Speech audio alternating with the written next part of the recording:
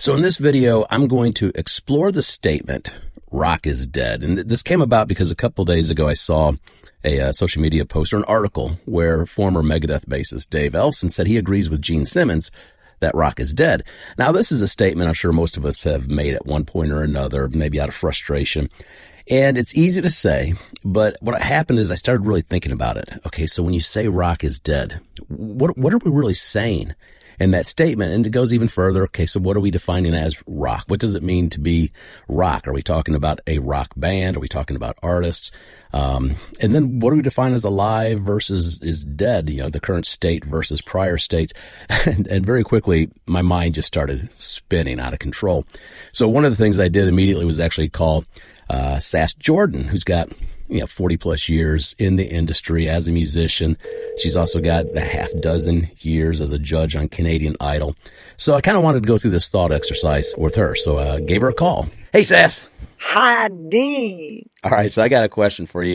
And I kind of teed this up. I saw a post, Dave Ellefson, former bassist for Megadeth, saying that he agrees with Gene Simmons that rock is dead. And that just immediately took me down a path of thought. Because on the surface, I've probably said that myself a million times. But then when you start thinking deeper, I go several different directions. But your gut reaction when you hear that rock is dead, Me? what do you think? Oh, goodness. I've been hearing it for the past 40 years. And it was because of that 40 years of experience is exactly why she was the first person that I wanted to call. Because as an artist, she was part of and has witnessed rock and the industry evolve from the late 70s into the 80s. Well, I spend the night holding back, holding tight, but it's so hard. She would transition in the 90s. The high road easy, and you still begin to rust. And she would even continue on as an artist through the early 2000s up to today. And as a performer, she would discover talent like drummer Taylor Hawkins, who would eventually go on to become the drummer for the Foo Fighters. And as a judge, she would discover talent like Carly Rae Jepsen. So one of the first things that she did was take me through the thought exercise of defining, well, what is a rock star? Okay, let's define that. Okay. Yeah, but you're absolutely right. You're A absolutely rock right. star to me is Joe Walsh trashing hotel rooms and not giving a damn about anything and driving the label crazy because they've got a huge bill to pay. But now you see CEOs of companies doing that too. I don't think I'm not sure it's Yeah. exclusive to rock and roll anymore. Uh, that kind of thing, I would say, is kind of passe. I mean, that's what I think. It doesn't hold that same kind of glamorous, uh, exactly what you said, that glamorous kind of rebel vibe that it used to have at all because it became mainstream itself in its time. Thank you, Kiss, and the rest of them. I'm not blaming them. It's just how it works. But it had that it's all time related. I think it's time frame related and where society is at. you know is there any way that you could perceive it as being rebellious again? I personally couldn't, but maybe that's because I've already gone through it once. Do you know what I mean? Not Well, complaining.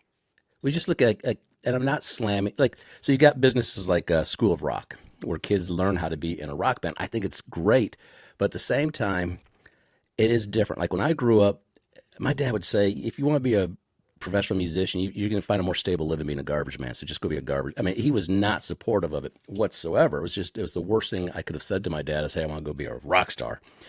Now you've got parents that actually full on support their kids. They've got these programs where the kids learn. So this idea of I'm going to pull a rock band together, hell or high water, with my cheap Sears guitar and amplifier and duct tape a microphone to a broom handle because it's what I want And to do. those days are gone. Yeah. They're gone. They're so gone. So uh maybe Gene Simmons is right. y- well, yeah, again, it's the layers. What layer are we talking about? It the rock stars and rock that he's talking about is not here anymore because it can't be. It's done. It's done. And that goes for every genre of music. It goes for every genre of music. Doesn't mean you can't. It's not dead. It's never dead, but it's been done, if you know what I'm saying. There's nothing, whatever is new, I don't know what it is. I don't see anything. particularly. I mean, how, there's 3 chords, 3 great chords, 4 great guys. Now, I do plan on posting the entire conversation so that you can really follow along the full discussion, which ended up being about 25 minutes and even carried on to the following day via text messaging. But as you can see, one of the things we wanted to get into was, well, what is a rock star? What does that mean?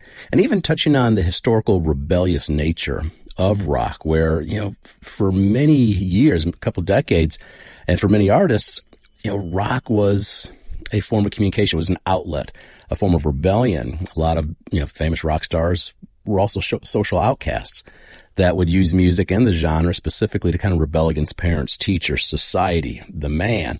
So one of the questions I'll ask you is that rebellious spirit of rock, is it still there, or has it been extinguished? Because today you can hear Ozzy Osbourne in the grocery store, which is a discussion in itself, which took me to another part of the conversation where as a judge on Canadian Idol, there was an opportunity to get a firsthand perspective on rock as a product of an industry. Okay, so this is a question that going into your years as a judge on Canadian Idol, and I'm not sure if this is like secrets you can't answer. Real quick though, I do like the saying, rock's not dead, it's done.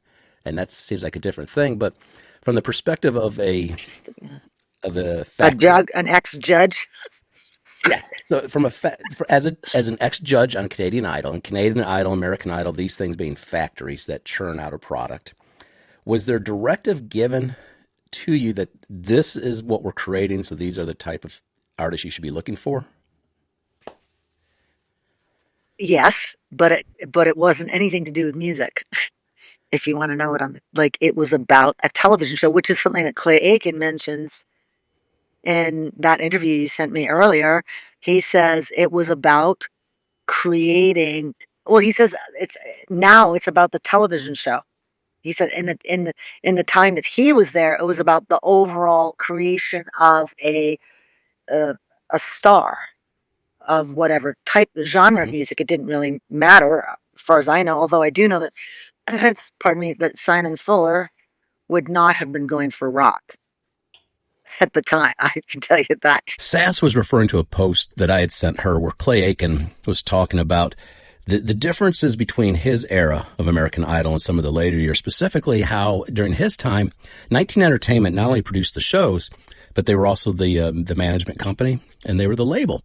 So there was a really strong vested interest in the success and the creation of stars, where today it's pretty much just about a television show.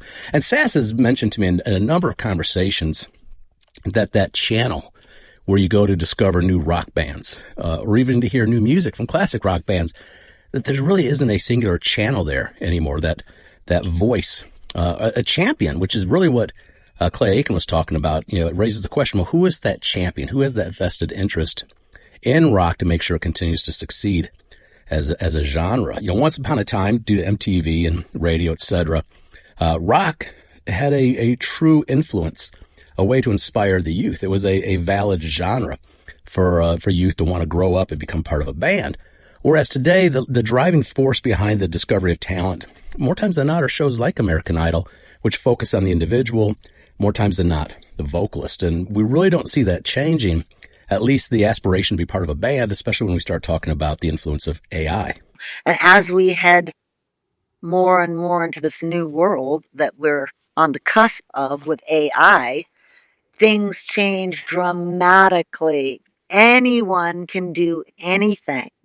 It's not exclusive to a small group of people like it used to be. Like, that's the other thing, when rock was a big thing, it was very exclusive. It wasn't everybody can join the party, but now everybody can join the party. AI, thank you.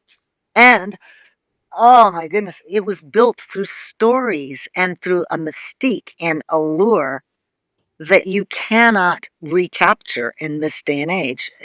The mystique and the allure is gone. We've seen behind the curtain of Oz. Again, I plan on posting the entire conversation because we do cover a lot of ground, and I'll share that I go through several cycles in terms of my response to the question as to whether or not rock is dead.